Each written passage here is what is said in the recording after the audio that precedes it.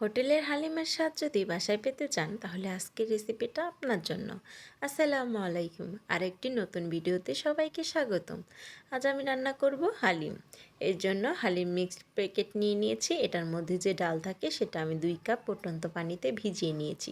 আর ভিজিয়ে সাথে সাথে নাড়াচাড়া দিয়ে মিশিয়ে নিতে হবে যাতে দলা না পাকায়। আর হালিম রান্না করার জন্য আমি গরুর মাথার মাংস নিয়েছি, এগুলোকে এখন রান্না করে নিব। দিয়ে দিয়েছি কড়াইতে পেঁয়াজ কুচি, 2 চামচের মতো দিব আদা রসুন বাটা, আর 2 চামচের মতো দিব হলুদ মরিচ গুঁড়া। তারপর একটু পানি দিয়ে মশলাটা কষিয়ে নেব। আর এই প্যাকেটের মধ্যে যে মশলাটা থাকে সেটা আমি দিয়ে দিব, আর সামান্য একটু মশলা রেখে দিব। এখন কষানো হয়ে গেলে মাংসটা দিয়ে মাংসটা কষিয়ে নেব কিছুক্ষণ। এই তো আমার মাংসটা কষানো হয়ে গেছে। এখন আমি পানি দিয়ে দিব যাতে সিদ্ধ হয়ে যায় মাংসটা। আর কিছুক্ষণ পর পর একটু নাড়াচাড়া দিয়ে নেব। এই তো আমার মাংসটা হয়ে গেছে, এখন নামিয়ে রাখবো। এখন আমি একটা ফ্রাই প্যানে দিয়ে দিব হচ্ছে সেই ভিজিয়ে রাখা ডালগুলোকে, আর 1 কাপের মতো আরও আমি পানি দিয়ে দিব।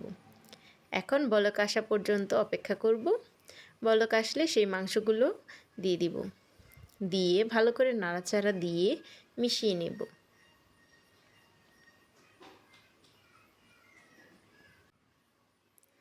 ভালো করে মিশিয়ে নিয়ে এখন আমি রান্না করে নেব। আর স্বাদ মতো লবণ দিয়ে দিব কয়েকটা কাঁচামরিচ।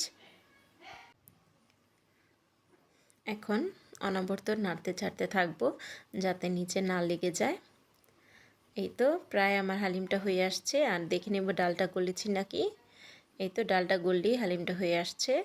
এখন আমি বাগার দিয়ে নেব। দিয়ে দিয়েছি অনেকটা পরিমাণে ফ্রাই প্যানে তেল, দিয়ে দিয়েছি অনেকটা পেঁয়াজ কুচি। এখন আমি বেরেস্তার মতো ভেজে নেব। আর সেই মশলাটা বাকি ছিল সেটা আমি এখন এই বেরেস্তার মধ্যে দিয়ে দিব। আর সামান্য একটু মরিচ গুঁড়া দিয়ে দিব যাতে একটু ঝালও হয় আর কালারটা একবারে হোটেলের মতো হয়, সেজন্য দিয়ে দিব। এখন বাগারটা আমি দিয়ে দিলাম। একবারে কালারটা হোটেলের মতোই আসবে।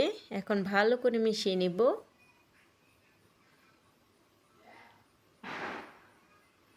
কি দেখে কি মনে হচ্ছে না একবারে হোটেলের মতো? আর খেতেও কিন্তু অসাধারণ হয়েছে।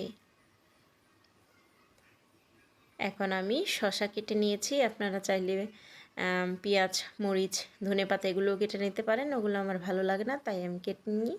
আর এখন লেবু দিয়ে পরিবেশন করব। আর খেতে মাশাআল্লাহ অনেক মজা হয়েছে। সবাই ভালো থাকবেন, আল্লাহ হাফেজ। আর বাসায় অবশ্যই ট্রাই করবেন।